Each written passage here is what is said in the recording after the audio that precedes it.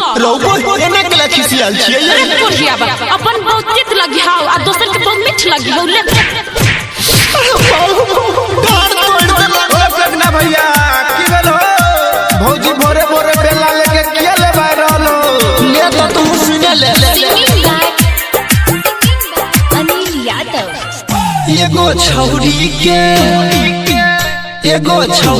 के दलिया मिठाई मौगी बेलना से करैया पिटाई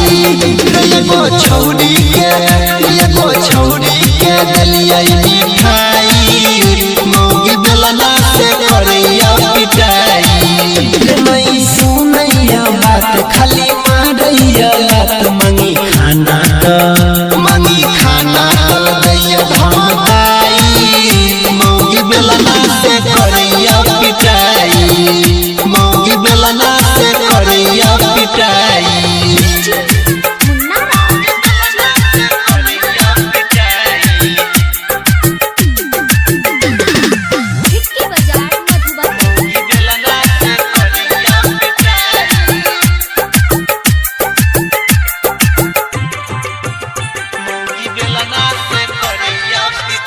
फोटो रही मोबाइल में देखल लक यार हमर मौगी छैयरवा बड़ा होशियार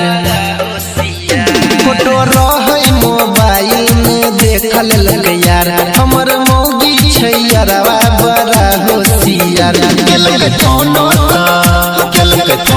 तो ललकई उठाई मौगी बेलना से करैया पिटाई एगो छौरी के दलिया मिठाई मौगी बेलना से करैया पिटाई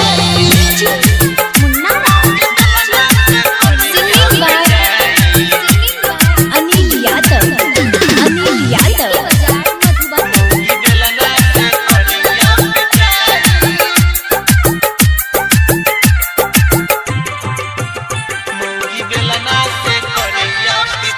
सनी अनिल बताबै की करियै उपाय जाके परवीन देवेंद्र दहिन समझाए